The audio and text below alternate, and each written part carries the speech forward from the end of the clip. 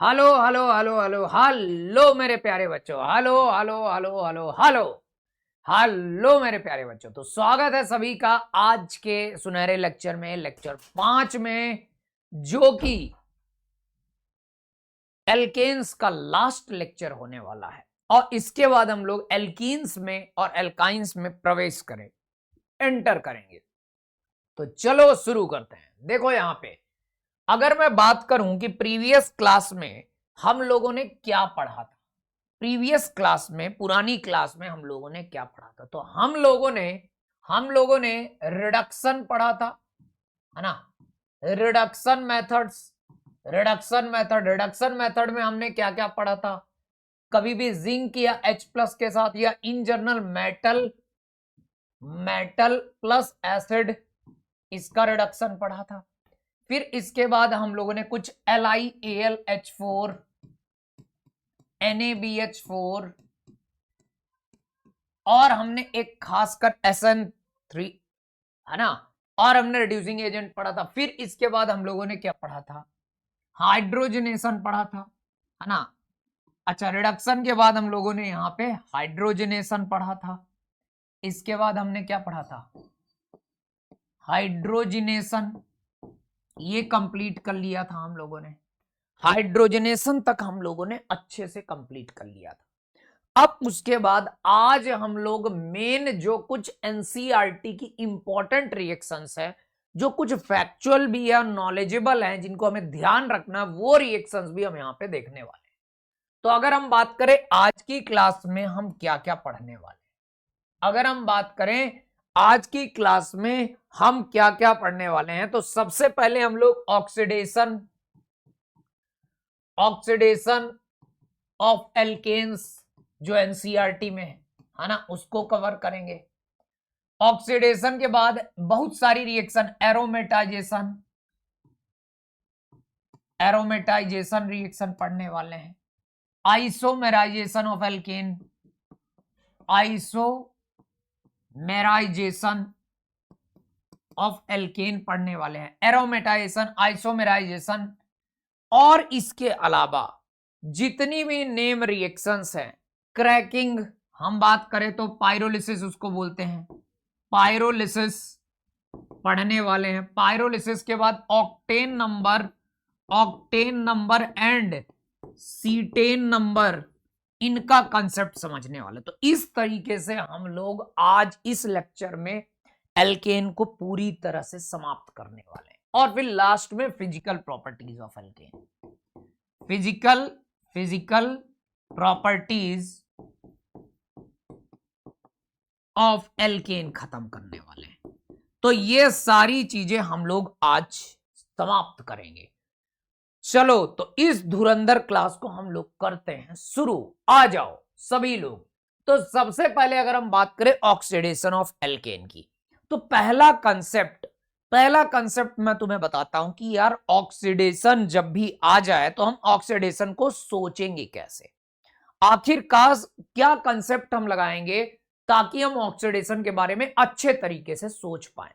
तो देखो, अगर मान लो कभी भी तुम्हारे पास कोई भी एल्केन है, ठीक है ना, अगर एल्केन है, अब एल्केन में हम अगर एक कार्बन ले ले, खासकर टर्मिनल कार्बन, तो उसमें 3 हाइड्रोजन होंगे और एक कार्बन होगा। अब जब भी एल्केन का हम ऑक्सीडेशन करवाएंगे तो यही हाइड्रोजन ऑक्सीडाइज होंगे। अब सबसे पहले स्टेप में अगर हम एक स्टेप ऑक्सीडेशन का करवाते हैं, अगर एक ऑक्सीडेशन का स्टेप हम करवाते हैं तो क्या होगा, अगर एक स्टेप ऑक्सीडेशन कराओगे तो कोई 3 में से कोई एक हाइड्रोजन इससे ऑक्सीडाइज हो जाएगा, कोई एक हाइड्रोजन इससे क्या हो जाएगा, ऑक्सीडाइज हो जाएगा, और ये ऑक्सीडाइज होके कुछ ऐसा कंपाउंड बना देगा। ये H का OH हो जाएगा, ये H हो जाएगा, ये H हो जाएगा।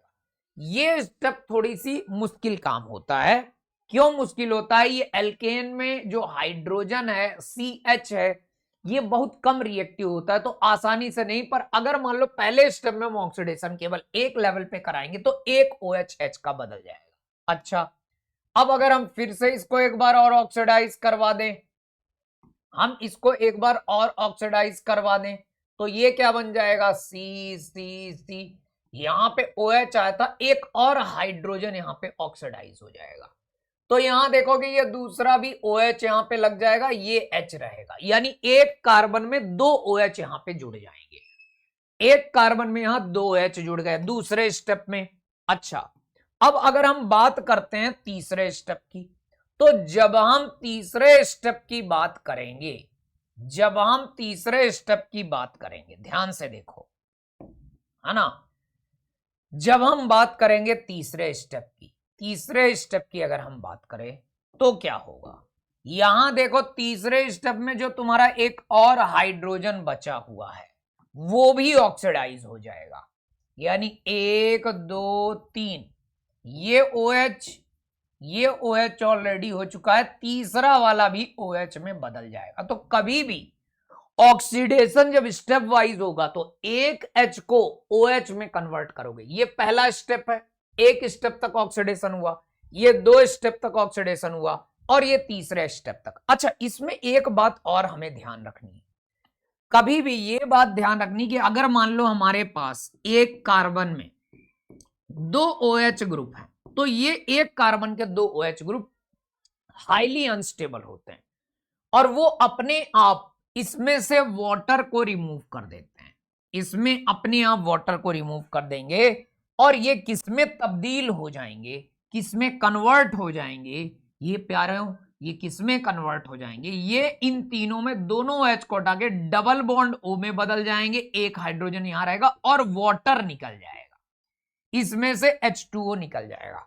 तो हम अगर देखें ध्यान से कि पहले वाले में तो एक ही OH है, बट दूसरे वाले में एक कार्बन में 2 OH है, तो यहां वाटर निकल जाएगा, और वाटर निकलने के बाद तुम ध्यान से देखो कि ये यहां पे कौन सा कंपाउंड हमें मिलेगा, तो 1 2 3 C double bond O, aldehyde यहां पे हमें मिल जाएगा, यहां पे हमें एल्डिहाइड मिल जाएगा, ये 2 OH होंगे कार्बन में। तो अच्छा, इसी के साथ अगर मान लो हम इसकी बात करें, ध्यान से देखना, ये एल्डिहाइड मिल गया, ये इस टाइप से लिखा है, मतलब ये एल्डिहाइड। अब यहां पे 3 OH हैं, और अगर मान लो 3 OH हुए तो क्या होगा, तुम कहोगे भाई साहब फिर से एक कार्बन के 2 OH को अनस्टेबल है, इनको निकाल दो, निकालने के बाद ये क्या बनेगा, तो 1 2 3 C डबल बॉन्ड O और ये OH, यानी यहां पे तुम देखोगे दिस विल बिकम एसिड, ये क्या बन जाएगा, एसिड बन जाएगा, इसको हम बोलेंगे ये क्या है, एल्डिहाइड, एल्डिहाइड होगा, और ये यहां पे तुम देखोगे ये क्या होगा, एसिड होगा, ये क्या होगा, एसिड होगा। तो कुछ इस तरीके से हम कंपाउंड को बनाएंगे, यानी अब मैं तुम्हें बताऊं कि कितने स्टेप में हमने इसको ऑक्सीडाइज किया, तो हम बोलेंगे इसे स्टेप 1, स्टेप 1 तक का ऑक्सीडेशन किया, और यहां पे हमने स्टेप 2 तक का ऑक्सीडेशन किया, और यहां पे हम बोलेंगे स्टेप 3 तक का ऑक्सीडेशन किया। अब एक बात ध्यान रखो, स्टेप 1 तक के ऑक्सीडेशन से ये बन गया एल्कोहल, एल्कोहल बना, स्टेप 2 तक का ऑक्सीडेशन किया तो एल्डिहाइड बना, स्टेप 3 तक का ऑक्सीडेशन किया तो एसिड बना। अब यहां मुद्दा ये है, कभी भी ऑक्सीडेशन इन्हीं स्टेप से होगा। अब ये जो ऑक्सीडाइजिंग एजेंट्स होते हैं, अगर हम बात करें ऑक्सीडाइजिंग एजेंट्स की, तो ऑक्सीडाइजिंग एजेंट को हम 3 स्टेप्स में, मतलब 3 तरीके से बताते हैं। कैसे कैसे बताते हैं, ध्यान से देखो, कुछ ऑक्सीडाइजिंग एजेंट को हम बोलते हैं वीक ऑक्सीडाइजिंग एजेंट, कुछ को बोलते हैं माइल्ड ऑक्सीडाइजिंग एजेंट, कुछ को बोलते हैं वेरी स्ट्रॉन्ग ऑक्सीडाइजिंग एजेंट। तो ये जो वीक है, जो माइल्ड है और ये स्ट्रॉन्ग है, 3 शब्दों का जो हम इस्तेमाल करते हैं वो इसी तरीके से कि जो वीक ऑक्सीडाइजिंग एजेंट है वो केवल एक हाइड्रोजन तक ऑक्सीडाइज कर पाएगा, एक H को OH में बदलेगा, कोई भी H प्रेजेंट हो तो माइल्ड ऑक्सीडाइजिंग एजेंट क्या करेगा, जैसे इसका एक H है तो इसके एक स्टेप ही ऑक्सीडाइज करेगा, कोई इनमें से स्टेप 1 स्टेप 2 स्टेप 3 कोई एक ही स्टेप तक जंप कराएगा, स्टेप कोई भी हो सकता है बट एक स्टेप ऑक्सीडाइज करवाएगा। माइल्ड ऑक्सीडाइजिंग एजेंट क्या करेगा, 2 स्टेप ऑक्सीडाइज करेगा। मतलब अगर ये है तो इसके इन दोनों को और एक स्टेप ये होगा, 2 स्टेप ये आ जाएगा। तो mild oxidising step oxidising agent लगभग 2 स्टेप ऑक्सीडाइज कराएगा, और जो स्ट्रॉन्ग ऑक्सीडाइजिंग एजेंट है वो तीनों स्टेप करा देगा, यानी यहां से एसिड तक पहुंचा देगा। तो एक बात अब हमें याद रखनी कि किन किन स्टेप से ऑक्सीडेशन होगा, और कभी भी इन जर्नल, और अगर ऑक्सीडाइजिंग एजेंट हमारे पास क्या है, स्ट्रॉन्ग ऑक्सीडाइजिंग एजेंट है, ध्यान से देखो, अगर हमारे पास स्ट्रॉन्ग ऑक्सीडाइजिंग एजेंट है तो ये कितने स्टेप ऑक्सीडेशन करेगा, only single step of sorry only नहीं, ये तो स्ट्रॉन्ग की मैंने बात कर दी, स्ट्रॉन्ग तो कंप्लीट ऑक्सीडेशन कराएगा, कंप्लीट 3 स्टेप्स ऑफ ऑक्सीडेशन, ठीक है ना, ये तीनों स्टेप तक ऑक्सीडेशन करवा देगा, ये तो पूरा का पूरा तीनों स्टेप तक ऑक्सीडेशन करवाएगा। अच्छा, माइल्ड ऑक्सीडाइजिंग एजेंट की बात करें तो माइल्ड ऑक्सीडाइजिंग एजेंट क्या करेगा, ओनली 2 स्टेप ऑफ ऑक्सीडेशन, केवल कितने स्टेप ऑफ ऑक्सीडेशन करेगा, 2 स्टेप ही करेगा ऑक्सीडेशन। तो ये बात हमको एकदम ध्यान रखनी है कि पहली बात तो ये कि ये पूरा का पूरा 3 स्टेप ऑक्सीडेशन करेगा। दूसरी बात, माइल्ड ऑक्सीडाइजिंग एजेंट केवल 2 स्टेप ऑक्सीडेशन करेगा, वीक ऑक्सीडाइजिंग एजेंट केवल सिंगल स्टेप ऑफ ऑक्सीडेशन करेगा। ये क्या करेगा, only single step of oxidation. आगे चल के एक टॉपिक हम पढ़ने वाले हैं जिसमें केवल ऑक्सीडेशन और रिडक्शन पढ़ने वाले हैं, बट एल्केन में समझने के लिए एनसीईआरटी के पॉइंट से याद रखो, KMnO4 दिया है, लास्ट स्टेप तक ऑक्सीडाइज करेगा, strong oxidising agent, K2Cr2O7 strong oxidising agent, CH3CO Mn आ गया तो strong oxidising agent. Mild oxidising agent के लिए हम लोग यहां पे देखेंगे कुछ रिएक्शंस हैं और उनको लिखेंगे कि माइल्ड वाले कौन से। वीक की अगर बात करें तो कॉपर मेटल अगर दिया है तो ये वीक ऑक्सीडाइजिंग एजेंट। अब देखो, अब यहां पे देखो, ये कुछ एग्जांपल्स दिए हैं जो एनसीईआरटी के कोर एग्जांपल्स हैं, इनमें हमें देखना है कि कौन सा सॉल्व करना है, कौन सा कितना ऑक्सीडेशन देगा। तो एक बार इसको तुम जो हमने इंफॉर्मेशन दी है उसके हिसाब से देखो। अच्छा, मैं तुमको एक आगे एग्जांपल बता देता हूं कि अगर मान लो एक एग्जांपल लेते हैं, एग्जांपल के लिए मैंने एल्केन लिया और इस एल्केन में मैंने डाल दिया KMnO4 और H+ या K2Cr2O7H+, तो ये क्या करेगा, ये इसको ऑक्सीडाइज करेगा। कहां तक ऑक्सीडाइज करेगा, ये तीनों हाइड्रोजन को ऑक्सीडाइज कर देगा और ये क्या बना देगा, ये बना देगा CCC डबल बॉन्ड OOH, ये एसिड तक इसको लेके जाएगा। दूसरा, KMnO4 के अलावा अगर मैं माइल्ड ऑक्सीडाइजिंग एजेंट लूं, माइल्ड ऑक्सीडाइजिंग एजेंट, तो ये कहां तक लेके जाएगा, इसके केवल 2 हाइड्रोजन को ऑक्सीडाइज करेगा, इसको, तो ये क्या बना देगा, CCC डबल बॉन्ड OH, ये बना देगा। फिर अगर मैं बात करूं वीक ऑक्सीडाइजिंग एजेंट, तो ये क्या करेगा, एक हाइड्रोजन को ही ऑक्सीडाइज करेगा, तो कहां तक लेके जाएगा, एक स्टेप तक। तो डिपेंडिंग कि कौन सा, हमें ये याद रखना पड़ेगा कि कौन सा ऑक्सीडाइजिंग एजेंट किस लेवल तक ऑक्सीडाइज करता है। यहां अल्कोहल बन गया, यहां एल्डिहाइड बन गया, यहां एसिड बन गया, तो ऐसे सवाल हमें आते हैं। और ये ऑक्सीडेशन रिडक्शन आगे चल के हम एक टॉपिक ही पढ़ेंगे सेपरेट, जिसमें सारे के सारे ऑक्सीडाइजिंग और रिड्यूसिंग एजेंट के फंक्शन होंगे। बट अभी एनसीईआरटी के लिए एल्केन में कुछ स्पेसिफिक हैं जो एनसीईआरटी के हैं, डायरेक्ट सवाल में पूछे गए हैं, उनको हम ध्यान रखेंगे। तो चलो, अगर ये बात क्लियर है तो इन सवालों को तुम एक बारी अटेम्प्ट करो। एक तो ये 3 है और इसके बाद ये 2, 5 सवाल हैं अपने पास, करो। इनको जल्दी से तुम लोग ट्राई करो और फिर हम इनको समझते हैं, उसी कंसेप्ट से हम इसको सॉल्व करते हैं। तो जल्दी से देख लो सभी प्राणी लोग, सब लोग इसको देख लो जल्दी जल्दी, फटाफट फटाफट देख लो, थोड़ा सा समय है। चलो, तो अगर तुम्हें ये नॉलेज हो गया है जो मैंने बताया था, तो तुम आसानी से इन सवालों को कर सकते हो। देखो कैसे, इस सवाल में देखो, पहले वाले सवाल में CH4 है, तो कार्बन में तुम्हारे पास 4 हाइड्रोजन है, 4 हाइड्रोजन है, और ये एक माइल्ड ऑक्सीडाइजिंग एजेंट है, ये हमने पढ़ा था कॉपर वाला। तो इसका मतलब कोई एक हाइड्रोजन को ये ऑक्सीडाइज करेगा, यानी ये क्या बना देगा, मीथेनॉल।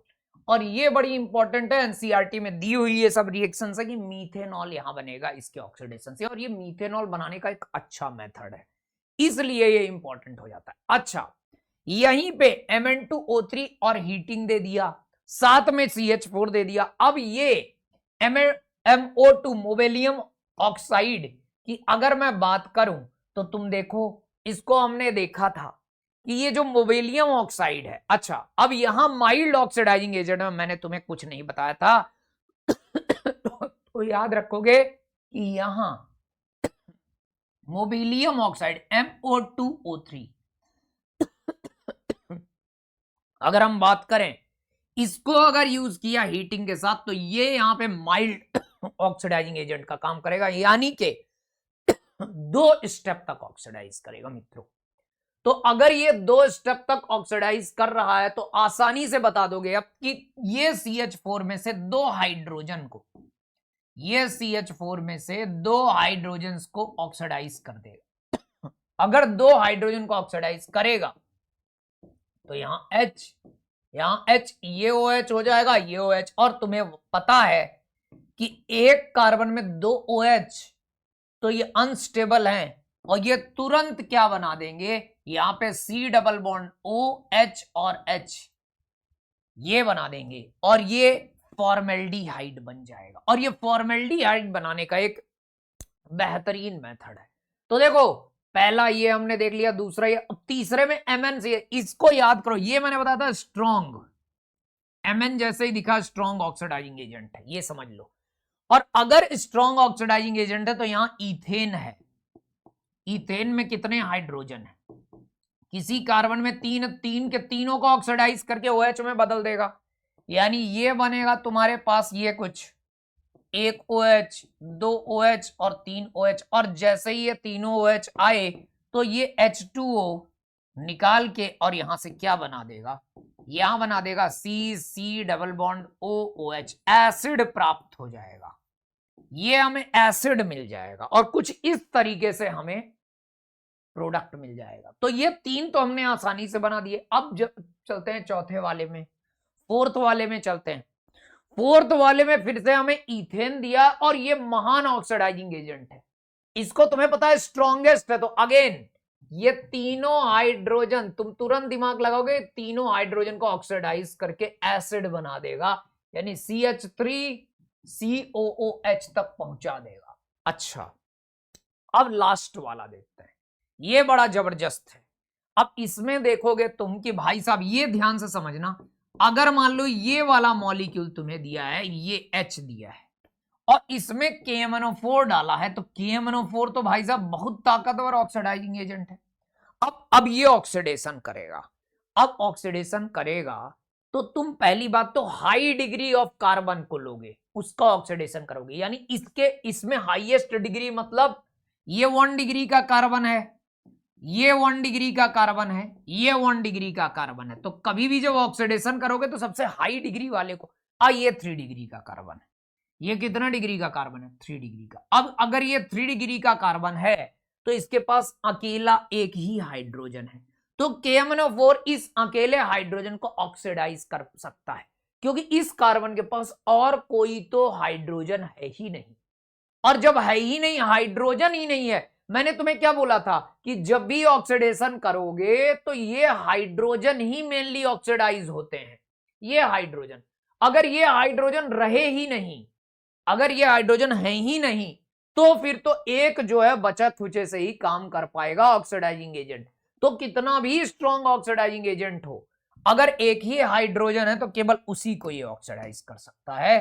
तो यहां जो तुम्हें प्रोडक्ट मिलेगा वो यही मिल जाएगा, 1 डिग्री अल्कोहल ही मिलेगा। ये बेहतरीन बात है। यानी अगर मान लो, अगर सवाल में तुम्हें ऐसे दे दिया जाए कि सी सी सी 2 हाइड्रोजन हो केवल, और इसका ऑक्सीडाइजिंग एजेंट तीनों स्टेप यानी K1O4 डाल दो और H+, इस वाले कार्बन को ऑक्सीडाइज करना हो, मतलब 2 डिग्री वाले को ऑक्सीडाइज करना है, इसको ऑक्सीडाइज करना है तो केवल 2 ही हैं। अब 2 ही स्टेप ये ऑक्सीडाइज कर सकता है, यानी जितने हाइड्रोजन हैं तो ये 2 स्टेप तक ही कार्बन ऑक्सीडाइज हो सकता है, ये 3 स्टेप तक हो सकता है, ये 3 स्टेप तक। तो अगर इसको तुम मैक्सिमम बीच वाले को भी ऑक्सीडाइज करोगे तो ये कुछ यही बन पाएगा, ये कुछ यही बन पाएगा, इससे ज्यादा कुछ नहीं बन पाएगा। और फिर इसमें से वाटर निकल जाएगा और ये क्या बन जाएगा, ये बन जाएगा प्रोडक्ट, ये हमें प्रोडक्ट मिल जाएगा एसीटोन, कुछ इस तरीके से। तो कहने का मतलब बस याद रखोगे ऑक्सीडेशन के लिए कि यार ये जो हाइड्रोजन है ना यही ऑक्सीडाइज होते हैं। अब जिसका ऑक्सीडेशन करवाना है उसमें अगर हाइड्रोजन ही नहीं तो कहां से ऑक्सीडेशन होगा। चलो, तो ऑक्सीडेशन अगर हमारा कंप्लीट होता है तो कुछ सवाल और लेते हैं। विच रिएक्शन प्रोड्यूसेस फॉर्मेल्डिहाइड, कौन सा रिएक्शन से हम फॉर्मेल्डिहाइड बना सकते हैं। तो हमें पता है, अभी अभी हमने देखा था कि मीथेन का एनसीईआरटी में दिया हुआ है कि इस मीथेन के ऑक्सीडेशन से हमें फॉर्मेल्डिहाइड बनाया था। तो इसी पे ऐसा सवाल भी तुम्हें बन के आ सकता है कि फॉर्मेल्डिहाइड किससे बनेगा। तो सिंपल सी बात है, ए ऑप्शन हमारे पास क्लियर होगा। चलो आगे बढ़ते हैं। During controlled oxidation of methane with copper the major product, अब फिर से डायरेक्ट थ्योरेटिकली पूछ लिया सवाल वही है, controlled oxidation of methane, methane यानी कार्बन में 4 हाइड्रोजन है, और तुरंत समझ जाओ कि तुमने कॉपर 523 डाला है, वीक ऑक्सीडाइजिंग एजेंट है या स्ट्रॉन्ग, तो वीक है, तो एक हाइड्रोजन को ऑक्सीडाइज करके अल्कोहल बनाएगा तो मीथेनॉल बनेगा। तो ए ऑप्शन हो गया। तो कभी भी इस टाइप से तुम ऑक्सीडेशन के सवाल करोगे। अब अगला कंसेप्ट जो आने वाला है that is known as pyrolysis. अब हम बात करेंगे किसकी, पायरोलिसिस कंसेप्ट की। तो अगर ये सवाल हो गया है, ये सवाल हो गया है, ऑक्सीडेशन सारा अच्छे से क्लियर हो गया, तो जल्दी से एक बार कमेंट बॉक्स में लिख के बताओ, आग लगाओ, धनुष बाण चलाओ, और उसके बाद हम आगे बढ़ेंगे जल्दी जल्दी सुपर फास्ट। चलो चलो चलो चलो चलो चलो, तो अब हम लोग अगला कंसेप्ट शुरू करते हैं पायरोलिसिस का। आओ, तो अब यहां पे देखो पायरोलिसिस की अगर हम बात कर रहे थे तो पायरोलिसिस का मतलब क्या होता है, सबसे पहले मैं ये बता दूं तुमको।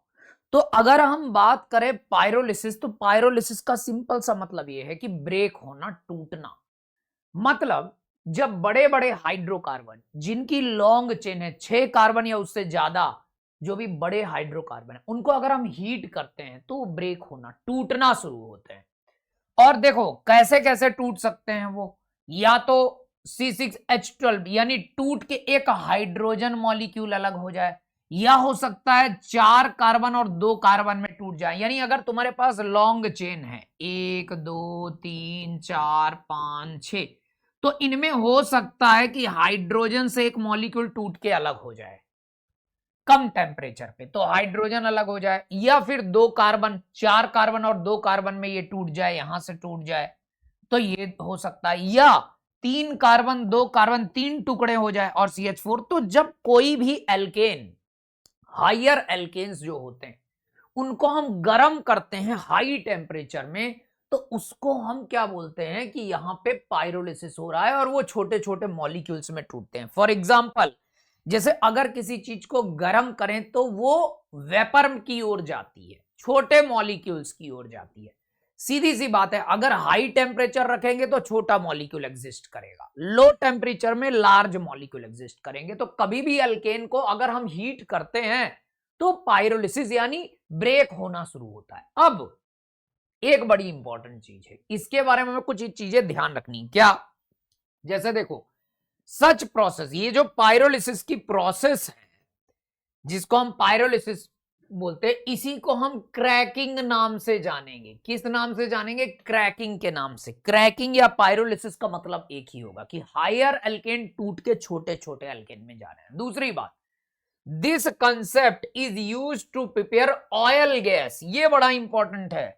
ऑयल गैस को बनाने में, पेट्रोल गैस को बनाने, देखो सब में गैस लिखा हुआ है, या केरोसिन ऑयल बनाने में यूज होता है, देखो, या पेट्रोलियम बनाने में। यानी कोई भी जो बड़े बड़े एल्केन है, एक्चुअल में बड़े जो एल्केन होते हैं उनको जब हम हीट करते हैं तो छोटे छोटे एल्केन में जाते हैं। यानी अगर मान लो कोई, देखो कार्बन एटम अगर बहुत ज्यादा है हाइड्रोकार्बन में तो वो सॉलिड में रहेगा।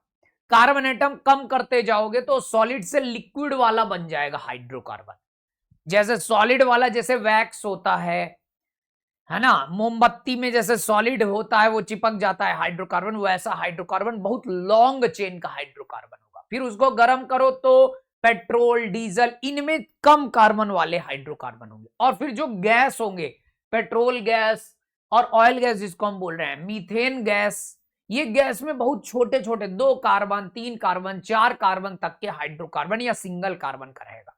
तो सीधी सी बात है, इस वाले कंसेप्ट से हम, जिसको हम पायरोलिसिस या क्रैकिंग बोलते हैं, बड़े हाइड्रोकार्बन जो सॉलिड स्टेट में है उनको लिक्विड में या गैस फॉर्म में लाके उनका हम यूज कर रहे होते हैं। चलो, तो पायरोलिसिस का कंसेप्ट तुम्हें समझ में आया। एक सवाल करते हैं, pyrolysis produce a mixture of alkanes, alkene, alkyne and hydrogen. Pyrolysis produces homolytic cleavage of CC bond. ये एक बढ़िया कंसेप्ट है। अब इस का सवाल आगे तुम सोचो, देखो अपने से दिमाग लगाओ, फिर हम समझते हैं इसको डिटेल में। इस सवाल को जल्दी सोचो। चलो, तो एक्चुअल में यहां पे मैं तुम्हें बताता हूं कि पायरोलिसिस मैकेनिज्म में होता क्या है। इसी पे बेस्ड ये सवाल है। इस सवाल को हम उस कंसेप्ट से क्लियर करते चलते हैं। तो देखो, कभी भी जो लार्जर एल्केन्स हैं, बड़े बड़े कार्बन वाले एल्केन्स, अगर उनको हम हीट करते हैं तो तुम्हें मैंने बताया कि हीटिंग से कौन सा इंटरमीडिएट बनेगा? फ्री रेडिकल बनेगा।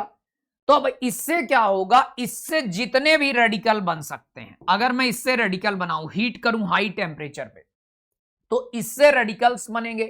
रेडिकल का मतलब होमोलेटिक फिजन होगा, यानी ये बॉन्ड जब टूटेगा तो एक एक इलेक्ट्रॉन, या ये बॉन्ड टूटेगा तो एक एक इलेक्ट्रॉन ही निकलेगा। तो यहां H रेडिकल बन सकता है, कार्बन के रेडिकल्स बन सकते हैं जो ये हाइड्रोकार्बन के, तो ये 2 टाइप के रेडिकल्स बनेंगे। तो pyrolysis produce mixture of alkene, alkene and hydrogen. अब अगर फ्री रेडिकल बना तो मैंने तुम्हें बताया था फ्री रेडिकल या तो एल्केन बना सकता है, फ्री रेडिकल अगर डाइमर बनाते हैं तो डाइमर फॉर्मेशन से, है ना, हमने पढ़ा है कि डाइमर से एल्केन का प्रोडक्ट दे सकते हैं। पर अल्फा हाइड्रोजन हटा के एल्कीन का भी प्रोडक्ट दे सकते हैं। ये किसका दे सकते हैं? एल्कीन का भी प्रोडक्ट दे सकते हैं। या एच रेडिकल से ज्वाइन करके क्या दे सकता है? हाइड्रोजन। तो यस, ये बात बिल्कुल सही है कि ये जो पायरोलिसिस होगा उस प्रोसेस में इंटरमीडिएट तो फ्री रेडिकल ही बनेगा, क्योंकि हाई टेम्परेचर पे होगा। तो पहला स्टेटमेंट तो एकदम होता है करेक्ट। दूसरा, pyrolysis produces via homolytic cleavage. Yes, अब फ्री रेडिकल बन रहा है तो होमोलिटिक क्लीवेज होगा सीसी बॉन्ड का, तो ये बात भी सही लग रही है ना। सीसी बॉन्ड का क्लीवेज तो होगा ही पायरोलिसिस में, यानी जब ये हाइड्रोकार्बन छोटे छोटे हाइड्रोकार्बन में जाएगा तो सीसी बॉन्ड टूट सकता है। इसके अलावा सीएच बॉन्ड भी टूट सकता है, बट ये बात सही है कि ये बॉन्ड भी हो सकता है। तो हम बोलेंगे कि यहां पे बी ऑप्शन है। पायरोलिसिस में एल्केन, एल्कीन इसीलिए बनेगा क्योंकि सीसी बॉन्ड टूटेगा, तो अगर एल्केन बना डाइमर बना के या अल्फा हाइड्रोजन से डिसप्रपोर्शनेशन हुआ तो उससे एल्कीन बनेगा। तो हम बी ऑप्शन यहां पे बता सकते हैं। चलो आगे बढ़ते हैं, अगला सवाल। अच्छा, इन क्रैकिंग ऑफ एल्केन, अब इस सवाल को एक बार तुम इसी कंसेप्ट से सोचो, फिर आगे बढ़ते हैं। जल्दी से फटाफट फटाफट सब लोग सोच के बताओ इसमें क्या होगा, जल्दी जल्दी फटाफट फटाफट। चलो, तो अगर तुमने इस सवाल को सोचा तो इन दोनों सवाल से हम पायरोलिसिस और क्रैकिंग में थोड़ा सा क्या अंतर है, क्या वो दोनों एक जैसे हैं, ये बात समझेंगे। अब देखो, अब यहां पे ये स्टेटमेंट क्या बोला है? Cracking of alkanes, CC bond is broken but not CH bond. अब देखो, ये बोल रहा है कि अगर हम क्रैकिंग करें, क्या करें? क्रैकिंग, CRACKING, CkING क्रैकिंग, और एक हमने देखा पायरोलिसिस, है ना। अब दोनों लगभग एक जैसे हैं, जिसमें लार्ज एल्केन को हीट करके हम छोटे छोटे एल्केन में ब्रेक करते हैं। अब कभी भी जब हीट करोगे तो भाई साहब यहां पे बोल रहा है कि CC बॉन्ड तो टूटेगा, बिल्कुल CC बॉन्ड टूटेगा, पर CH बॉन्ड नहीं टूटेगा। नहीं, ऐसा नहीं होता, CH बॉन्ड भी टूटता है।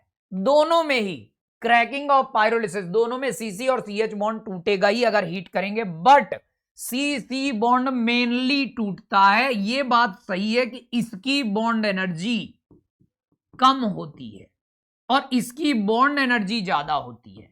बॉन्ड एनर्जी इसकी क्या होती है, ज्यादा होती। तो ये बात तो सही कि bond energy of CC is less than CH, ये बात सही है। लेकिन इस बॉन्ड एनर्जी से जो ये बोला है कि CC बॉन्ड केवल टूटता है, ये गलत है। यानी पहली बात, क्रैकिंग में CC बॉन्ड टूटता, ये बात सही है। तो उससे जो लार्जर एल्कीन है उनमें फ्री रेडिकल बन जाता है और फ्री रेडिकल से ये छोटे छोटे एल्केन्स में ब्रेक होके बदल जाते हैं। CH बॉन्ड की बात करें तो CH बॉन्ड भी टूटता है और उसकी वजह से यहां पे हाइड्रोजन गैस वगैरह निकलती है। बट ऐसा नहीं बोल सकते कि केवल CC बॉन्ड टूटता है।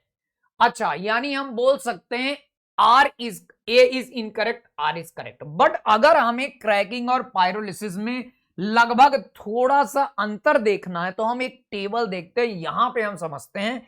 ये देखो, यहां पे एक टेबल दी हुई है जिसमें हमें क्रैकिंग और पायरोलिसिस में अच्छे से अंतर बताया गया। हम इनके एक एक पॉइंट से उन दोनों में थोड़ा सा जो डिफरेंस है ना उसको समझते हैं। तो क्या सबको ये दिखाई दे पा रहा है? क्या ये सबको दिखाई दे पा रहा है? अगर नहीं दे पा रहा है तो मैं इसको थोड़ा सा मल्टीपल पेज में करके लार्ज कर देता हूं, है ना। इसको मैं थोड़ा सा लार्ज कर देता हूं, है ना। इसको मैं थोड़ा सा, ये यहां से चेंज नहीं हो रहा है क्या? इसको मैं थोड़ा सा बड़ा कर देता हूं। ये बड़ा क्यों नहीं हो रहा है? मेरी शक्तियों का इस्तेमाल क्यों नहीं कर पा रहा हूं मैं? अगर नहीं कर पा रहा है तो मैं बता देता हूं, है ना। इसी पेज में बता देता हूं, है ना। ये अटैच रहेगी PPT में और मैं वो पॉइंट वाइज बताता हूं। देखो, सबसे पहले अगर बात करें कि बाय डेफिनेशन तो थर्मली हम बड़े एल्केन्स को ऑक्सीजन के एब्सेंस में जब हम हीट करते हैं तो उसे पायरोलिसिस बोलते हैं, ठीक है ना। इसको भी हम हीट करते हैं बट प्रेशर और कैटलिस्ट का भी प्रयोग करते हैं। देखो, मैंने तुम्हें क्या बताया, पायरोलिसिस में ऑक्सीजन के बगैर हम हाइड्रोकार्बन को हीट करते हैं। दूसरी बात, क्रैकिंग में भी हीट करते हैं पर हाई प्रेशर और कैटलिस्ट का भी यूज करते हैं। दूसरी बात, मेन क्या होता है, इनका जो पायरोलिसिस का मेन होता है वो हाइड्रोकार्बन जो बड़े हैं उनको छोटा करना होता है, और इनका जो मेन है एम वो क्या है, पेट्रोल, LPG, एल्कीन ये सब बनाना होता है, मेन एम। अब इसको हम बहुत हाई टेम्परेचर में, जो पायरोलिसिस होता है वो ज्यादा हाई टेम्परेचर में होता है जबकि क्रैकिंग लो टेम्परेचर में। क्रैकिंग शुरू होती है 400 450 केल्विन पे, जबकि पायरोलिसिस उससे ज्यादा टेम्परेचर पे होता है, 700 पे होता है। अच्छा, दोनों में अगर बात करें तो फ्री रेडिकल मैकेनिज्म का यूज होता है। जब भी हम हीटिंग करेंगे तो फ्री रेडिकल मैकेनिज्म का यूज तो दोनों में होगा, पायरोलिसिस में भी और क्रैकिंग में। बट अगर टेम्परेचर लो है, किसमें लो है, क्रैकिंग में, तो यहां कार्बोकैटायन मैकेनिज्म भी यूज हो जाता है। जैसे जैसे टेम्परेचर लो होगा तो आयनिक मैकेनिज्म चलेगी जनरली। हाई टेम्परेचर में इसमें हाइड्रोकार्बन में फ्री रेडिकल मैकेनिज्म। तो हाई में कौन होता है, पायरोलिसिस, तो उसमें तो पूरा का पूरा प्योर फ्री रेडिकल रहेगा, बट इसमें आयनिक भी हो सकता है, कार्बोकैटायन भी हो सकता है। अच्छा, इसमें मेनली CC बॉन्ड टूटता है, किसमें, पायरोलिसिस में, और इसमें CC बॉन्ड तो टूटता ही है बट CH बॉन्ड भी टूट सकता है। किसमें, क्रैकिंग में CC और CH दोनों बॉन्ड टूटता है बट पायरोलिसिस में मेनली यहां पे CC बॉन्ड टूटता है। ये बात हमें ध्यान रखनी है, ठीक। अच्छा, इसके अलावा अगर मैं बात करूं तो फिर ये मोर सेलेक्टिव हो जाती है, ये लेस सेलेक्टिव हो जाती है, बहुत सारी चीजें, बट ये इंपॉर्टेंट चीज है कुछ जो पायरोलिसिस और क्रैकिंग के लिए हमें डिफरेंशिएट करके रखना है। चलो, अगर ये समझ गए हो तो ये हम आगे बढ़ते हैं। अच्छा, पायरोलिसिस ऑफ एल्कीन, हाँ अब ये आ ही गया सवाल, पायरोलिसिस में कौन सी मैकेनिज्म चलेगी? तो अभी अभी मैंने बताया पायरोलिसिस में तो भाई साहब फ्री रेडिकल मैकेनिज्म ही चलने वाली है। चलो आगे बढ़ते हैं। पायरोलिसिस के lower alkanes and alkanes are formed, disproportionate of free radical take place in this reaction in pyrolysis. अब इसको समझो, अब ये वाला जल्दी समझो, इस सवाल को आंसर करो, उसके बाद हम लोग आगे बढ़ते हैं। जल्दी जल्दी पायरोलिसिस और इसमें करो, आगे बढ़ो। चलो, तो अगर तुमने इसको देखा तो इसमें क्या लिखा है, इन पायरोलिसिस ऑफ एल्केन। अब हम पायरोलिसिस कर रहे हैं, हाई टेम्परेचर पे एल्केन, लार्ज एल्केन को तोड़ रहे हैं, तो alkenes and alkanes are form. तो बिल्कुल सही बात है, फ्री रेडिकल बनेगा, फ्री रेडिकल मैकेनिज्म चलेगा पायरोलिसिस में। तो फ्री रेडिकल में डिसप्रोपोर्शनेशन से एल्कीन भी बन सकता है, एल्केन भी बन सकता है। Disproportionation of free radical take place in this, दोनों ही बातें सही है और करेक्ट एक्सप्लेनेशन है, यानी हम बोल सकते हैं कि इसमें ए ऑप्शन सही है। चलो आगे बढ़ते हैं। अगली रिएक्शन, हमने पायरोलिसिस और क्रैकिंग की बात करी, अब हम बात करने वाले हैं एरोमेटाइजेशन रिएक्शन। एरोमेटाइजेशन रिएक्शन सीधी सी बात है, बड़े लार्जर जो कार्बन चेन के कंपाउंड है उनमें कुछ हम कैटलिस्ट या रिएजेंट डालते हैं और वो एरोमेटिक कंपाउंड बेंजीन बना देते हैं। अब ये रिएक्शन हमारे सवालों के हिसाब से बड़ी इंपॉर्टेंट है, क्योंकि कई बार इसमें जो सवाल आते हैं इसमें ये रिएजेंट दिया रहता है और हमें तुरंत दिमाग से याद आना चाहिए कि भाई साहब ये यहां से बेंजीन बन जाएगा। तो this is also method of preparation of benzene. Benzene का एक मेथड ऑफ प्रिपरेशन भी है, बेंजीन या उसके डेरिवेटिव का। तो ये रिएजेंट बहुत इंपॉर्टेंट है, इनको हमें देखते ही दिमाग में क्लिक करना चाहिए। आओ जल्दी जल्दी इनको देखते हैं। तो अगर 6 कार्बन है, 6 कार्बन दिए, 1 2 3 4 5 6, उसमें कभी Al2O3 दे दे, Cr2O3 दे, CrO3 दे दे, हाई टेम्परेचर प्रेशर दे दे, ऐसे रिएजेंट कुछ भी दे दे, तुरंत समझ जाएंगे कि भाई, और हीटिंग दे दे, हाई प्रेशर टेम्परेचर दे दे, तो बेंजीन बनेगा। 6 कार्बन से बेंजीन बनेगा। कार्बन अगर 7 कर दिए, देखो 1 2 3 4 5 6 ही है यहां पे, एक और बढ़ा देते हैं 7। अगर 7 कार्बन कर दिया तो एक यहां ब्रांच निकल जाएगी, टोलुइन इसको बोलते हैं, टोलुइन बन जाएगा, टोलुइन बन जाएगा। तो 7 कार्बन से टोलुइन, 6 कार्बन से, इसी को एरोमेटाइजेशन रिएक्शन बोलते हैं एल्कीन, इसको हमें ध्यान रखना है। अगला 8 कार्बन ले लिया, 3 3 6 2, 8 कार्बन दे दिया, रिएजेंट ऐसे डाल दिए। अब देखो 2 ब्रांच निकलेगी बेंजीन में, तो ये हो गई ऑर्थो मेटा पैरा। तो ऑर्थो मेटा पैरा, 2 कार्बन की ब्रांच निकली तो उसे जाइलीन बोलते हैं। अब इसे ध्यान रखना है। अगला 9 कार्बन कर दो भाई साहब, तो 3 ब्रांच निकलेगी, और अगर 3 ब्रांच निकलेगी तो हमेशा इसी टाइप से निकलेगी, एक यहां एक यहां एक यहां, और इसको मेसिटाइलिन बोलेंगे। तो एरोमेटाइजेशन से हम देखें एक बार शॉर्ट में, हमें यह ध्यान रखनी है रिएक्शन, 6 कार्बन से बेंजीन, 7 कार्बन से टोलुइन, 8 कार्बन से जाइलीन, ऑर्थो मेटा पैरा 3 बन जाएंगे, और 9 कार्बन से मेसिटाइलिन, ये 3 CH3 है तो मेसिटाइलिन बनता है। ये डायरेक्ट हमको रिएक्शन याद रखनी है, इसको बीच में इस रिएक्शन के इंफॉर्मेशन का यूज करके और मैकेनिज्म डाल के सवाल पूछे जाते हैं। ये सवाल तुमको जब मैं लास्ट में करवाऊंगा एल्केन्स तो मिलेंगे। चलो आगे बढ़ते हैं। अब देखो, जैसे कि हम एक सवाल करते हैं, चलो फटाक से इस सवाल को कर डालो, बताओ यहां पे क्या होगा प्रोडक्ट, है ना। तुम देखोगे यहां पे 1 2 3 4 5 6 और एक ब्रांच भी निकली है ऑलरेडी, 6 कार्बन है, 6 कार्बन है और साथ में साइड में एक ब्रांच है, कोई दिक्कत नहीं, ये 6 कार्बन बेंजीन बनाएंगे। जैसे MO2 देखो, हाई टेम्परेचर प्रेशर दे दिया और MO2O3 दे दिया, तो तुम्हें यहां अब ये समझना है कि मोबेलियम ऑक्साइड या कोई भी ऑक्साइड मेटल का दे दिया, हाई टेम्परेचर ये दे दिया, तुरंत समझ जाओगे भाई 6 कार्बन से ये रिंग बना देगा और ये एक ब्रांच निकले रहेगी, यानी ए वाला कंपाउंड हो जाएगा। तो कई बार ऐसे घुमा के सवाल देगा, हमें आना चाहिए, सीधे सीधे नहीं देगा। आगे बढ़ जाते हैं। When an hexene is heated at 773 Kelvin over vanadium, अब इस बार कोई ऑक्साइड वेनेडियम का दे दिया, तो 6 कार्बन है, एन हेक्सेन है, 6 कार्बन से क्या बना था, एरोमेटाइजेशन रिएक्शन होगी भाई, हमें तो पता है, ठीक है ना, एरोमेटाइजेशन रिएक्शन होगी। 6 कार्बन आया, बेंजीन बनना आसान है उसके लिए, है ना। पायरोलिसिस के लिए तो कोई कैटलिस्ट नहीं यूज करते थे, मतलब कैटलिस्ट किस में यूज करते थे, ये बड़ी इंपॉर्टेंट बात भी मैं तुम्हें बता दूं। कैटलिस्ट की अगर मैं बात करूं, कैटलिस्ट किसमें यूज किया था हमने, तो एक बात मैं तुम्हें बताऊं, पायरोलिसिस में कोई भी कैटलिस्ट यूज नहीं करते, बल्कि क्रैकिंग के लिए हम कैटलिस्ट का यूज करते हैं। और क्या? Al2O3 SiO2। लेकिन यहां पे देखो, अगर इसके अलावा पायरोलिसिस है हमारे में, अगर मान लो कैटलिस्ट करके हीट किया और 6 कार्बन है, तो हमें दिमाग में रखना है कि यहां एरोमेटाइजेशन फिर चलेगा, पायरोलिसिस तो चले। क्रैकिंग लिखा होता तो एक बार हम सोचते, बट क्रैकिंग के लिए हमें रिएजेंट याद रखना, Al2 एक दो ही रिएजेंट है ना।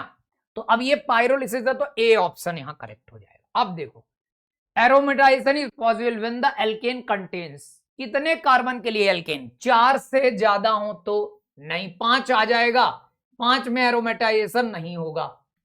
Number carbon equal to 6 only, नहीं ये गलत है, 7 8 9 तक का ये होता है, 8 से ज्यादा ये भी गलत है, 6 कार्बन से ज्यादा हाँ ये सही है।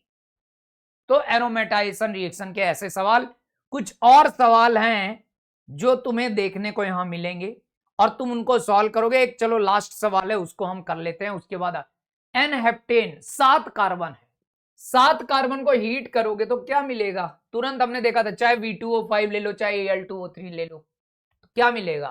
टोलुइन मिलेगा, एक ब्रांच चढ़ जाएगी, अभी अभी हमने समझा था। तो ऐसे सवाल एरोमेटाइजेशन में आते हैं। एरोमेटाइजेशन रिएक्शन तुम्हें एकदम, तो पायरोलिसिस, क्रैकिंग और एरोमेटाइजेशन के बाद अगली इसकी जो कॉमन रिएक्शन है एल्कीन की, वो देखते हैं। अगली रिएक्शन आ जाओ, अगली रिएक्शन है आइसोमेराइजेशन रिएक्शन ऑफ एल्कीन। अब हम बात करते हैं आइसोमेराइजेशन रिएक्शन की, और उसके बाद हम इसको करते हैं कंप्लीट। फटाफट रेडी हो जाओ आइसोमेराइजेशन समझने के लिए। चलो, तो आइसोमेराइजेशन का कंसेप्ट क्या होता है? देखो, आइसोमेराइजेशन का सिंपल सा कंसेप्ट है, जो भी एन हेक्सेन या एन यानी जो नॉर्मल, जो लीनियर एल्केन्स हैं, उन एल्केन्स में जब हम क्या करते हैं, कोई भी कैटलिस्ट यूज करते हैं, इसको हम क्या बोलेंगे यहां? कैटलिस्ट यूज करते हैं। ज्यादातर यहां पे जो एनसीईआरटी में दिया है AlCl3 और H+, अगर ऐसा कोई कैटलिस्ट हम यूज करते हैं लगभग 400 के केल्विन के टेम्परेचर पे, तो ये जो लीनियर चेन है ये अपने आप ब्रांच में कन्वर्ट हो जाती है। जैसे अगर मान लो ये 6 कार्बन की है, तो ये कम कार्बन एटम में ब्रांचिंग कर लेगी, 4 और ये 5 कार्बन में आई, ये ब्रांच कर ली, या 4 कार्बन एटम में चली जाएगी और ये ब्रांच कर लेगी, तो ऐसे ब्रांचिंग करने लगती है। और इसी टाइप से जो लार्जर लीनियर चेन है वो रिड्यूस होके ब्रांच, ये लीनियर चेन होती है, ये कौन सी होती है? लीनियर चेन हो गई, और ये तुम्हारी कौन सी हो गई? ब्रांच्ड एल्केन, ब्रांच्ड एल्केन हो गई। तो अब ये इस टाइप में कन्वर्ट होने लगती है। अच्छा, ये थर्मोडायनेमिकली ज्यादा स्टेबल होती है, ब्रांच्ड मतलब जनरली ब्रांच वाली जो एल्केन है वो ज्यादा स्टेबल होती है लीनियर एल्केन से थर्मोडायनेमिकली, यानी नॉर्मल कंडीशंस में। तो इस वजह से ये रिएक्शन होती है। अब इस रिएक्शन के लिए हमें एक बात तो ये याद रखनी कि एन हेक्सेन में जैसे ये रिएजेंट हमने एनहाइड्रस Cl3 HCl देखा, तुरंत समझ जाएंगे भाई ये कौन सी आइसोमेराइजेशन है, यानी इसको ब्रेक करना है। अब इसमें 2-3 इंपॉर्टेंट पॉइंट है जो याद रखने हैं कि इसमें इंटरमीडिएट कौन सा बनता है? कार्बोकेटायन। तो ये कुछ पॉइंट्स हैं, इसको हमें ध्यान रखना है, ये डायरेक्ट इन पे सवाल बन सकते हैं। क्या पॉइंट्स है? देखो, it is mainly used to achieve high octane number.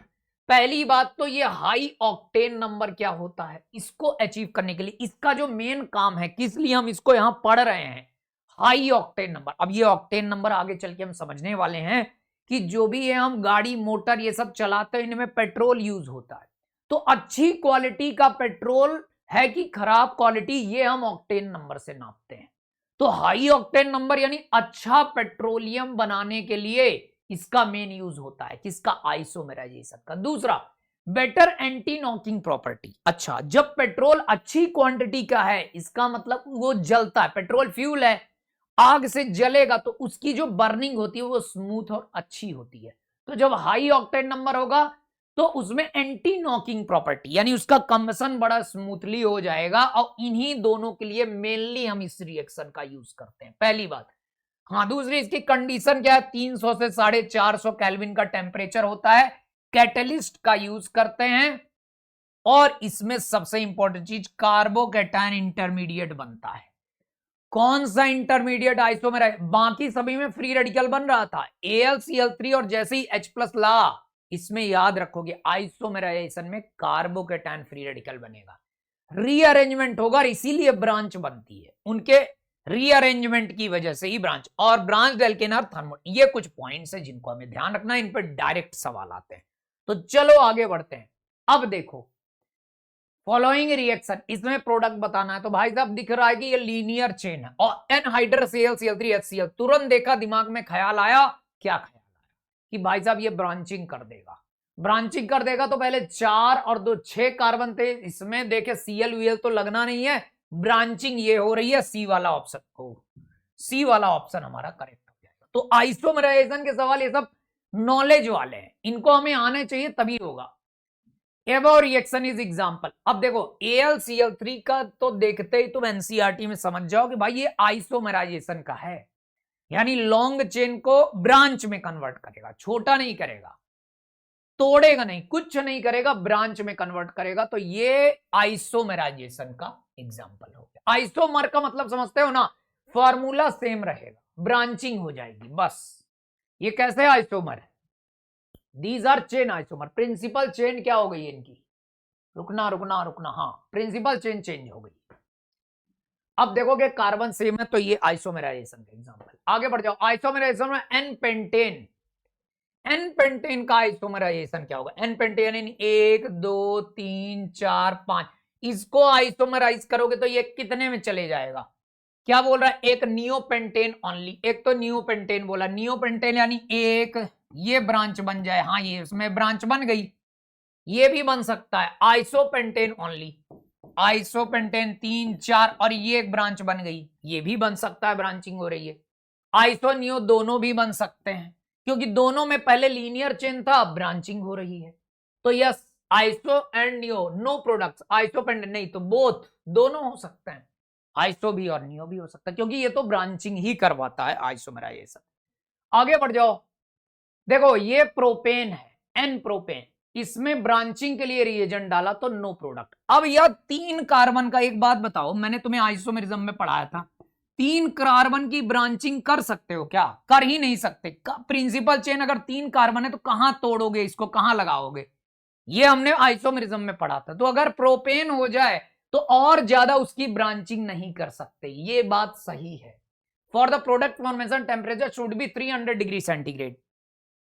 अब 300 सेंटीग्रेड, क्या ये सही है, क्या ये सही है, मैंने तुम्हें क्या टेम्परेचर रेंज बताई थी इस रिएक्शन के लिए, ये 25 डिग्री सेंटीग्रेड पे करवा रहा है, तो 273 को अगर हम 300 में जोड़ दे तो 573 होता है, जबकि टेम्परेचर रेंज मैंने 300 से 400, 3000 हो गया, ये 300 से 400 केल्विन तक की बताई थी। तो यहां पे ये भी बात एकदम नहीं सही लग रही है, तो हम बोल देंगे कि ए वाला सही है। अच्छा रुको रुको रुको, फॉर प्रोडक्ट फॉर्मेशन, कोई भी प्रोडक्ट बन जाए, ऐसा बोल रहा है कि क्या प्रोडक्ट बनाने के लिए 300 से ऊपर टेम्परेचर चाहिए या 300 चाहिए, तो अब इसको थोड़ा सोचना पड़ेगा, क्योंकि ये तो है कि आइसोमेराइजेशन यहां नहीं चलेगा, आइसोमेराइजेशन की बात तो हमने समझ ली कि यहां नहीं चलने वाला। चलो तो यार एक तो हम ऐसा बोलेंगे कि यार इस रिएक्शन को अगर हम सोचे तो इस रिएक्शन के लिए तो ये गलत, हम इसी रिएक्शन को लेके चलेंगे, इससे तो प्रोडक्ट बनेगा ही नहीं, टेम्परेचर कितना भी बढ़ाते जाएं। तो ये पहला वाला स्टेटमेंट तो सही है, दूसरा वाला क्या है, गलत है। तो assertion is true but reason is false, तो सी वाला हमारे ख्याल से इसका आंसर होना चाहिए, यही होगा। क्या ये बात सबको समझ में आई है? चलो आगे बढ़ते हैं। अब ये सारे क्वेश्चन है, आसानी से कर पाओगे, इसको तुम्हें सॉल्व करना है। आइसोमेराइजेशन, इसकी ब्रांचिंग हो जाएगी, और ज्यादा ब्रांचिंग करेगा ये केवल और केवल, और तुम आसानी से बता सकते हो कि यहाँ पे मोर ब्रांचिंग किसमें हो रही है, सी में, तो सी वाला आंसर हो जाएगा। अब हम एक अगले कंसेप्ट पे आते हैं। अगला कंसेप्ट जिसे हम ऑक्टेन नंबर या ऑक्टेन रेटिंग कहते हैं, या एंटी नॉक रेटिंग, ऐसे शब्दों का अगर इस्तेमाल हो, क्या क्या, ऑक्टेन नंबर क्या है, ऑक्टेन रेटिंग क्या है, या एंटी नॉक रेटिंग क्या है, तो इन बातों को हम समझेंगे कि पहले इसका यूज क्यों है, फिर ये एंटी नॉक का क्या मतलब है, और ऑक्टेन नंबर का क्या मतलब है, इसको हम डिटेल में समझते हैं। तो चलो रेडी हो जाओ, अब हम शुरू करते हैं इसकी कंसेप्ट। चलो तो अब यहां पे देखो, हम बात कर रहे थे ऑक्टेन नंबर, ऑक्टेन रेटिंग और एंटी नॉक रेटिंग। अब यहां पे एक कंसेप्ट आता है एक्चुअली कि हमने देखा एल्केन में हाइड्रोकार्बन्स होते हैं, हाइड्रोकार्बन्स में बड़े लार्ज लार्ज हाइड्रोकार्बन बड़े बड़े होते हैं और उनको हम तोड़ के पायरोलिसिस, क्रैकिंग, इन सारी चीजों का यूज करके उन्हें हम पेट्रोलियम बना देते हैं या डीजल बना देते हैं। अब इनको हम गाड़ी में यूज करते हैं। अब क्या हम पेट्रोल को ऐसा ही यूज कर देते हैं? नहीं, उसकी भी क्वालिटी होती है।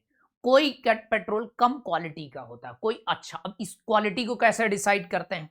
तो इसको डिसाइड करने का मेन कंसेप्ट हमारा ये होता है कि कोई पेट्रोल अगर अच्छे से बर्न हो रहा है, फ्यूल के फॉर्म में जब हम गाड़ी में डाल रहे हैं, तो इंजन में अगर बर्न अच्छे से हो रहा है, स्मूथली हो रहा है, वो आवाज, ये क्रैकिंग नहीं कर रहा है, या ना स्मूथली बर्न हो रहा है, तो उसको हम अच्छे टाइप का फ्यूल कहते हैं या पेट्रोल कहते हैं।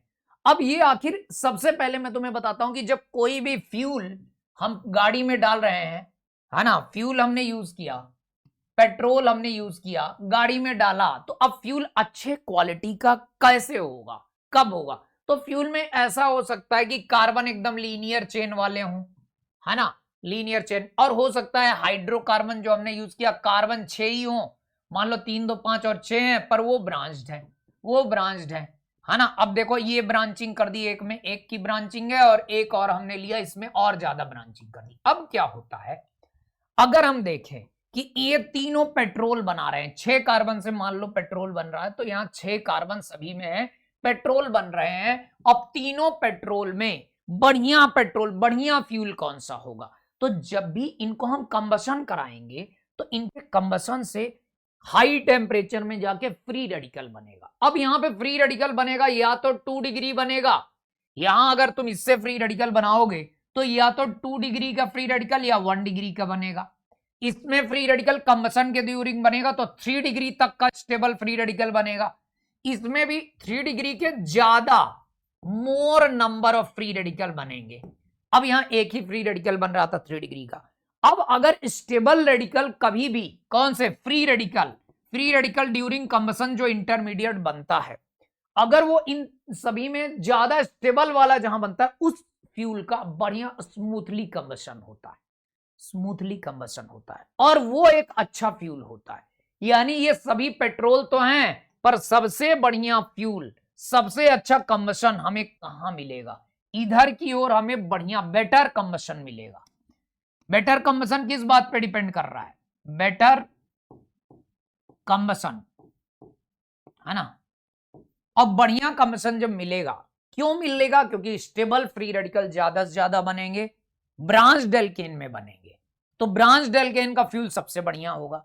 उसी को हम बोलेंगे कि इसमें एंटी नॉकिंग प्रॉपर्टी हाई है, नॉकिंग कम है, नॉकिंग कम है, एंटी नॉकिंग हाई है।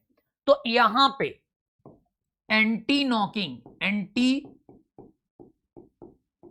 नॉकिंग प्रॉपर्टी हाई है, यानी ज्यादा बेटर है, तो ये बढ़िया फ्यूल है।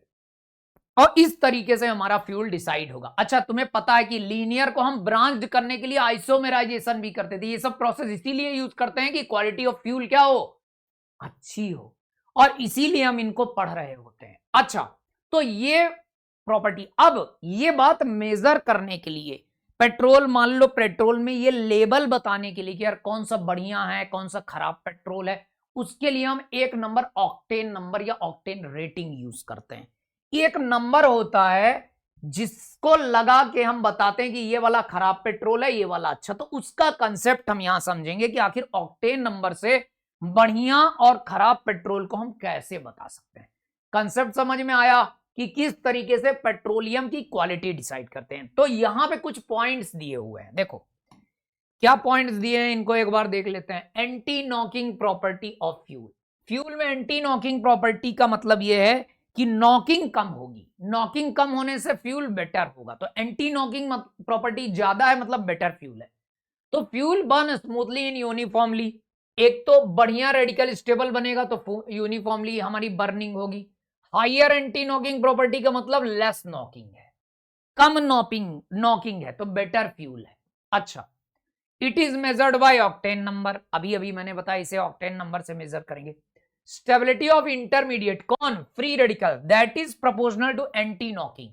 जितना बढ़िया फ्री रेडिकल बनेगा और जितने ज्यादा उतना बेटर एंटी नॉकिंग प्रॉपर्टी होगी और उतना बढ़िया ब्रांच्ड एल्केन होगा। एल्केन की उतनी ज्यादा क्या होगी? ब्रांचिंग होगी। Knocking is due to uncontrolled free radical chain reaction. अब अगर नॉकिंग की बात करें, कोई भी फ्री रेडिकल रिएक्शन जिसमें रेडिकल अनस्टेबल है, और जब रेडिकल अनस्टेबल होता है तो रिएक्शन अनकंट्रोल्ड होने लगती है और उसी की वजह से ये नॉकिंग प्रॉपर्टी क्रिएट होती है। चलो अब हम कंसेप्ट समझते हैं कि ये सारी बात डिसाइड करते हैं ऑक्टेन नंबर से। अब ऑक्टेन नंबर एक्चुअल में कैसे बताते हैं? हम दो कंपाउंड लेते हैं, यहां देखो, ऑक्टेन नंबर के लिए हम दो कंपाउंड लेते हैं, एक को कहते हैं आइसो ऑक्टेन और एक को बोलते हैं एन हेप्टेन। आइसो ऑक्टेन का स्ट्रक्चर होता है ये। अब इसको तुम देखोगे तो इसमें मैक्सिमम ब्रांचिंग है, इस एल्केन में बहुत सारे ब्रांचिंग है, जबकि एन हेप्टेन की अगर हम बात करें तो इसमें 1 2 3 4 5 6 7 एकदम लीनियर रहेगा। अब दोनों में स्टेबल रेडिकल किसमें ज्यादा से ज्यादा बनेंगे? इसमें 3 डिग्री के रेडिकल ज्यादा से ज्यादा बनेंगे। तो ये वाला जो है अगर रहा तो ये बढ़िया फ्यूल कहलाएगा, तो इसलिए इसकी रेटिंग अपने आप हम 100 दे देते हैं। इसकी रेटिंग को हम बोल देते हैं 100 रेटिंग कर देते हैं। बाय वॉल्यूम इन दोनों को मिक्स करके पेट्रोल बनाते हैं अगर, तो इसकी रेटिंग मान लो 100 दे दी हमने। और ये सबसे बुरा, ये नॉकिंग बहुत ज्यादा करेगा, नॉकिंग फ्रीक्वेंटली। क्यों? क्योंकि भाई साहब एन हेप्टेन है, बहुत अनस्टेबल फ्री रेडिकल बनेगा, तो इसकी रेटिंग हमने कितनी कर दी? 0 कर दी। अब एक्चुअल में जो हम पेट्रोल लेते हैं उनमें इन दोनों का ही यहां से यहां तक का मिक्सचर ही होगा। तो उस मिक्सचर में जितने परसेंट 100 वाला है उतना ही उसकी, जैसे देखो एक एग्जांपल लेते हैं, एक एग्जांपल से अब हम ऑक्टेन नंबर निकालते हैं। अगर कभी इन मिक्सचर बाय वॉल्यूम, अब मिक्सचर हम ले रहे हैं जिसमें किसका किसका मिक्सचर है? आइसो ऑक्टेन को मिक्स किया है एन हेप्टेन से। एन हेप्टेन में लीनियर चेन है, आइसो ऑक्टेन में ब्रांचिंग है। तो अगर ब्रांच्ड चेन है और लीनियर चेन है तो तुम्हें पता है इसकी रेटिंग 100 होती थी, इसकी रेटिंग 0 होती थी। अब ये अगर मिक्सचर में 90% और ये 10% है तो इसके मिक्सचर से जो पेट्रोल बन रहा है उसकी ऑक्टेन नंबर, जो आइसो ऑक्टेन का नंबर है उसी का ले लेंगे, यानी यहां ऑक्टेन नंबर 90 हो जाएगा, 90। अब मान लो हमने 85% आइसो ऑक्टेन 100 रेटिंग वाले को डाला, 0 रेटिंग वाले, तो इसका ऑक्टेन नंबर 85 हो जाएगा। अब इन दोनों को मिक्स किया 70-30, तो ऑक्टेन नंबर किससे डिसाइड होगा? जो आइसो ऑक्टेन जिसकी 100% रेटिंग ले रहे हैं, तो इसकी वैल्यू कितनी आ जाएगी? 70। तो कुछ इस तरीके से कभी भी ऑक्टेन नंबर हम बताएं, यानी जिसमें भी आइसो ऑक्टेन का कंटेंट ज्यादा होगा वो ज्यादा बेटर फ्यूल होगा, ऑक्टेन नंबर ज्यादा होगा तो ज्यादा अच्छा फ्यूल माना जाएगा। चलो, तो ये तुम्हारा कंसेप्ट रहा ऑक्टेन नंबर। ऐसे ही कंसेप्ट होता है सीटेन नंबर का।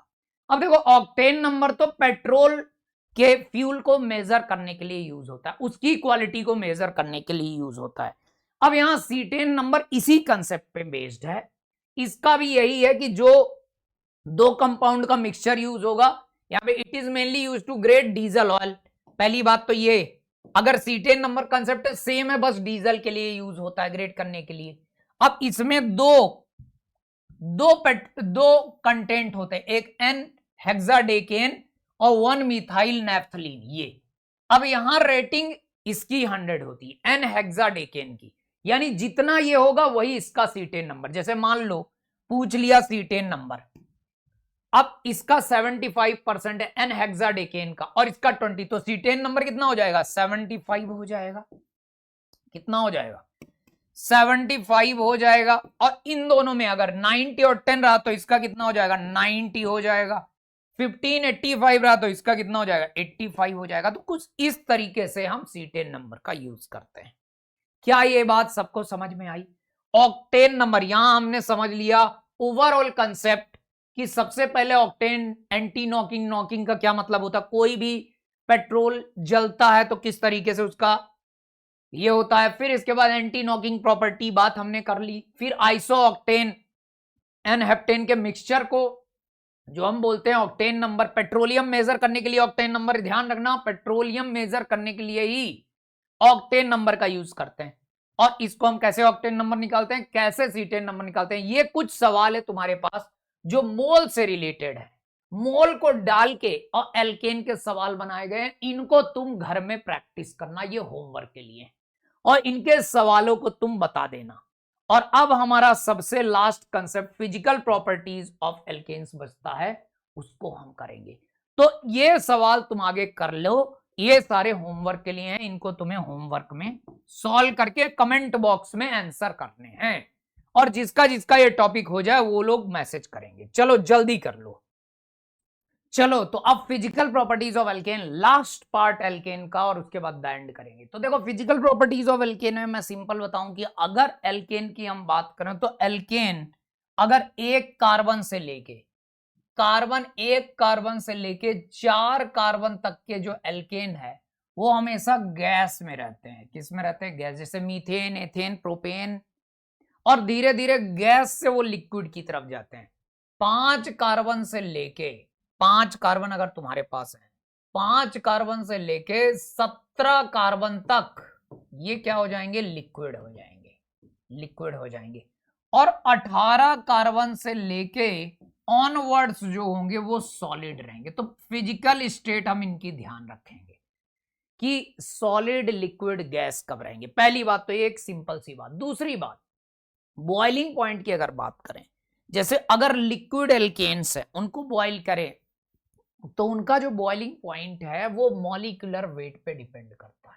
मतलब अगर मॉलिक्यूलर वेट बढ़ेगा तो 30 से 40 डिग्री मॉलिक्यूलर वेट से बढ़ने से बॉइलिंग पॉइंट बढ़ जाएगा। जैसे अगर मान लो हम बात करते हैं कि देखो लिक्विड कब होगा, 5 कार्बन के से 17 कार्बन तक। अगर मान लो तुम्हारे पास 1 2 3 6 कार्बन का एल्केन है, 4 5 6, और यहां तुम्हारे पास 7 कार्बन का ले लेते हैं, 7 कार्बन का एल्केन है, और यहां पे तुम्हारे पास 1 2 3 4 5 6 कार्बन का, तो इसका बॉइलिंग पॉइंट ज्यादा होगा। दूसरी बात, ब्रांचिंग, यहां बॉइलिंग पहले नंबर पे तो हम ये देखते हैं मॉलिक्यूलर वेट जिसका ज्यादा होगा उसका बॉइलिंग पॉइंट ज्यादा होगा। दूसरे नंबर पे ब्रांचिंग, अगर मान लो तुम्हारे पास एक लीनियर एल्केन है और एक ब्रांच्ड एल्केन है, 4 कार्बन इसमें भी है इसमें भी है, पर किसका बॉइलिंग पॉइंट ज्यादा होगा, जो ब्रांच्ड होगी, क्योंकि ब्रांच्ड में इसका जो शेप है ना स्फेरिकल हो जाता है। स्फेरिकल शेप में अट्रैक्शन का surface area, effective surface area जिससे वो जुड़ेंगे वो कम हो जाता है।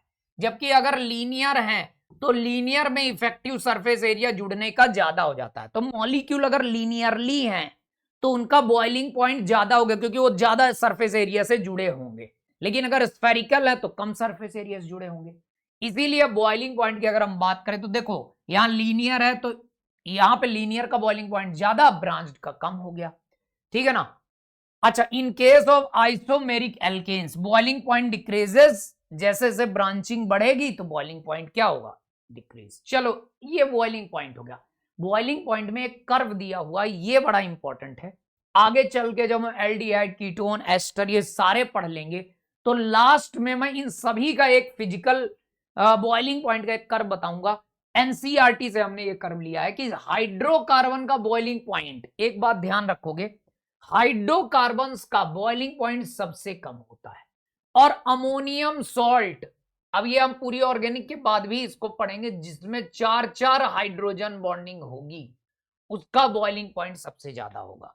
को बॉइलिंग पॉइंट के लिए कुछ जर्नल फैक्टर क्या क्या होते हैं, एक सबसे इंपॉर्टेंट फैक्टर होता है hydrogen bonding, that is proportional to boiling point. Boiling point के लिए अगर हाइड्रोजन बॉन्डिंग कहीं पे भी बहुत ज्यादा है तो बॉइलिंग पॉइंट ज्यादा होगा। दूसरे नंबर पे फिर हम वैंडर वॉल फोर्सेस देखते हैं, वैंडर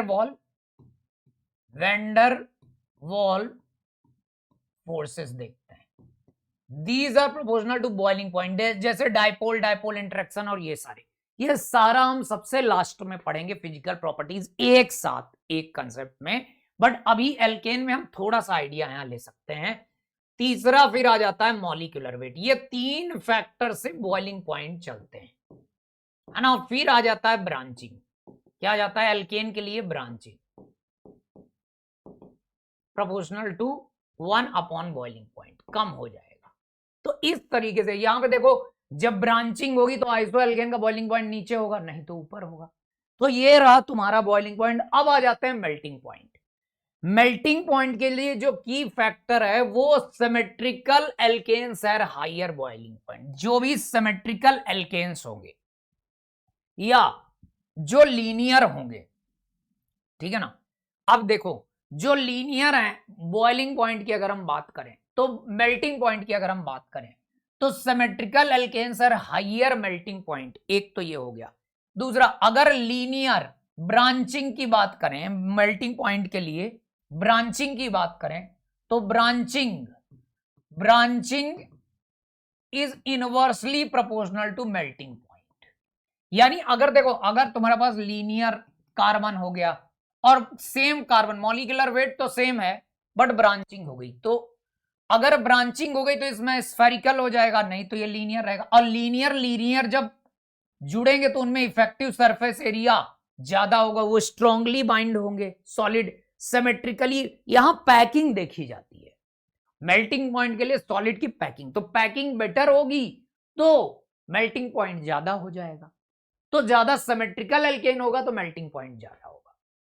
और स्फेरिकल ब्रांचिंग होने लगेगी तो पैकिंग प्रॉपर नहीं होगी। देख लो चाहे अगर हम बॉल्स को पैक करेंगे तो स्पेस रह जाएंगे इनके बीच में, इफेक्टिव सरफेस एरिया कम रहेगा। लेकिन यहीं पे अगर क्यूब्स को पैक करेंगे तो यहां सिमेट्रिकल पैकिंग होगी और इफेक्ट, तो ये स्ट्रांगली पैक्ड रहेंगे स्ट्रक्चर, तो इनमें हाई मेल्टिंग